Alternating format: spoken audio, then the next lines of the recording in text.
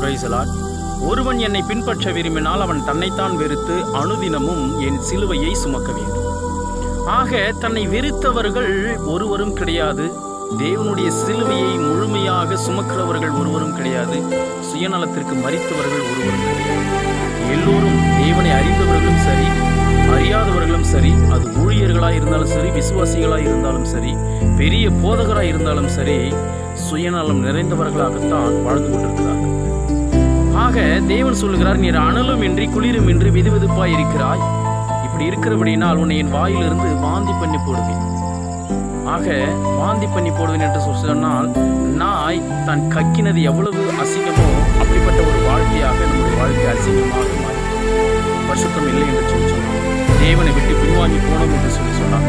முன்னிலைமை காட்டிலும் பின்னிலைமை மோசமாக மாறி. ஆக நாம் பரிசுத்தத்தின் மேல் பரிசுத்தமாக மாற வேண்டும். பரிசுத்தம் இல்லாமல் ஒருவரும் தேவனை தரிசிக்கவே முடியும். எனவேதான் கரை திரை முதலானவைகள் ஒன்றும் இல்லாமல் பரிசுத்தமும் பிழையற்றதுமான திருச்சபையாக விளங்க வேண்டும். மகிமையுள்ள திருச்சபையாக விளங்க வேண்டும். ஆக கரை என்றால் துணியில் படக்கூடிய அழுக்கு, நம்முடைய வாழ்க்கையில் இருக்கிற பாவம். திரை என்றால் அந்த துணியில் இருக்கக்கூடிய சுருக்கம், என்னிடத்தில் பொறாமை, போட்டிகள், இது எல்லாம் அகன்று போய் பரிசுத்தமுள்ள ஒரு வாழ்க்கையை வாழ வேண்டும்.